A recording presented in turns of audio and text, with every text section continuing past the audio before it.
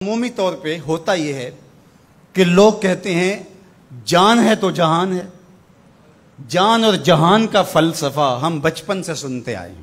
لوگ کہتے ہیں جائیداد چھوڑ دو، فلاں چھوڑ دو، فلاں چھوڑ دو، نظریات پر بھی کمپرومائز کر لیتے ہیں. جب جان نہیں ہے تو پھر باقی کیا؟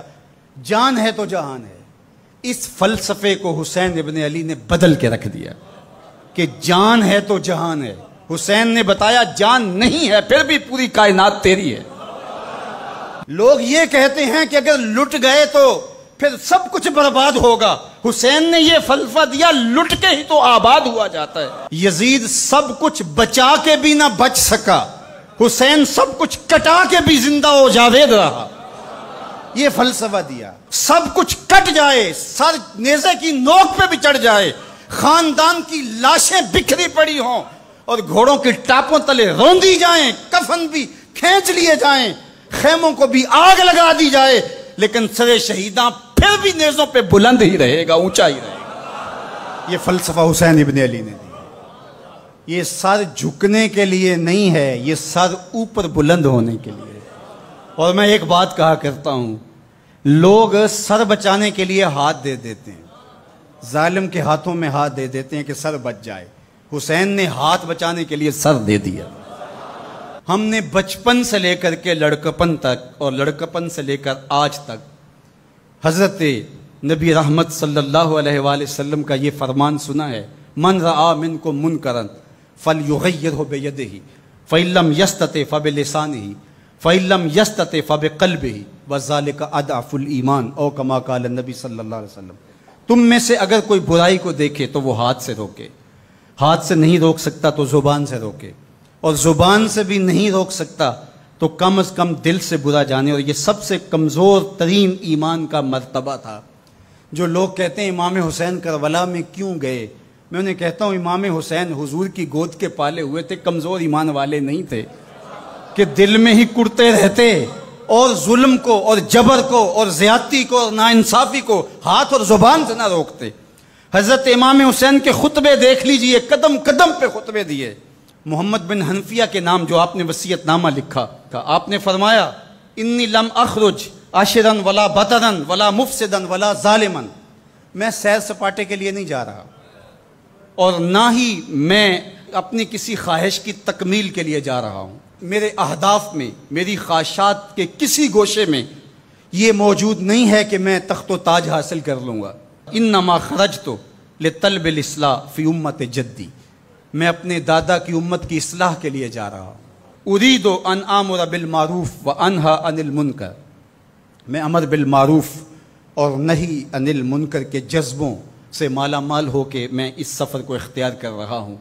جب شریعت کا مذاق اڑایا جا رہا ہے، شریعت کی شکل بدلی جا رہی ہے، خلافت کا رشتہ قرآن سے ٹوٹ گیا ہے اور ایک نئی صورت دین کو دی جا رہی ہے، اور جو اس سانچے میں ڈھل کے دین نکلے گا وہ محمد عربی کا دین نہیں ہوگا جو طائف کے بازاروں سے لے کے مکے کی گلیوں تک، احد سے لے کر غزوہ حنین تک حضور نے خود اور اپنے اصحاب کو تکلیف میں ڈال کے جو دین دیا، جو امت تشکیل دی.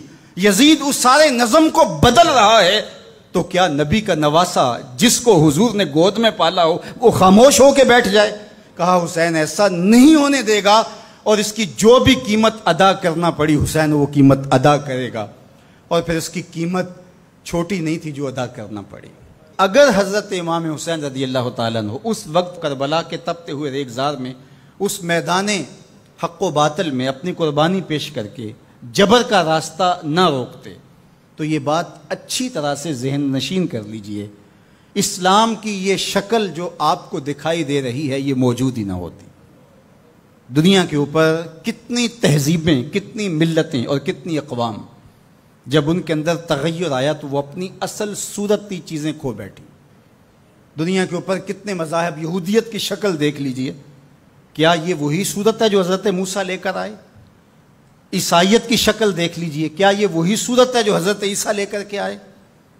ابھی کچھ دن ہی نہیں گزرے تھے تو حواریوں کے بعد جو ہوا اور جس طرح سے دین عیسیٰ کا حلیہ بگاڑ کے رکھ دیا گیا، جس طرح موسوی دین کی شکل تبدیل کر کے رکھ دی گئی، تو کیا دین محمدی کی شکل باقی رہ جاتی؟ جب یوں دین کی صورت اور شکل کو بدلنے والے میدان میں آپ موجود ہوئے تھے، لیکن باقی ادیان، باقی تہذیبیں، باقی ملل، باقی قومیں، ان کی شکل اس لیے تبدیل ہو گئی کہ اس شکل کو بچانے والا کوئی حسین وہاں نہیں تھا، اور یہاں اس دین کی اصل صورت اور شکل اس لیے موجود رہی کہ اس دین کو بچانے والا حسین ابن علی موجود تھا۔ مسٹر گوکھلے نے کہا تھا کہ اگر حسین ابن علی رضی اللہ تعالی عنہ نہ کھڑے ہوتے تو اسلام یا تو مٹ ہی جاتا، اور اگر موجود رہتا تو اس کی وہ شکل نہ ہوتی جو محمد بن عبداللہ لے کر آئے تھے، اس کی شکل وہ ہوتی جو یزید پیش کر کے جاتا۔ لیکن حسین ابن علی کی قربانی، ان کی نہضت کی وجہ سے، ان کے قیام کی وجہ سے، ان کے کھڑا ہو جانے کی وجہ سے 14 صدیاں گزرنے کے بعد آج بھی وہی اسلام ہے جو آمنہ کا لال دے کے گیا تھا۔ یہ حسین ابن علی کا کام ہے جو حسین نے کیا، اس لیے حضور نے ناز کیا حسین پر، کہا کہ حسین منی و انا من حسین، حسین مجھ سے ہے اور میں حسین سے ہوں۔ یہ مجھ سے ہے کہ میری بیٹی کا بیٹا ہے، میری نسل ہے، میرا نسب ہے، میں حسین سے ہوں، قیامت تک میرے دین کا جھنڈا جھولتا رہے گا، تو اس کی بنیادوں میں لہو حسین ابن علی کا۔ حضرت امام حسین رضی اللہ تعالی عنہ نے ایک بات کہی تھی، جب بیعت کا آپ سے مطالبہ کیا گیا تو آپ نے یہ نہیں کہا کہ میں یزید کی بیعت نہیں کرتا، بلکہ آپ کا جملہ تاریخ ساز ہے، بڑے لوگوں کا کلام بھی بڑا ہوتا ہے اور حکمت کے نور سے بھرا ہوا ہوتا ہے، قیامت تک ایک نصب العین دینا تھا۔ یہ نہیں کہا کہ حسین ابن علی یزید کی بیعت نہیں کرے گا، بلکہ کہا مثلی لا یبایع مثلہ، میرے جیسا اس جیسے کی بیعت کیسے کر سکتا ہے؟ تو یہ قیامت تک کے لیے لاہ عمل دے دیا کہ جو حسین کے نقشے قدم چلنے والا ہوگا وہ وقت کے یزید کے ہاتھ میں ہاتھ نہیں دے سکتا، چاہے گردن کٹ جائے، بازو کٹ جائے، خاندان لٹ جائے۔ یہ حسین ابن علی کا پیغام ہے۔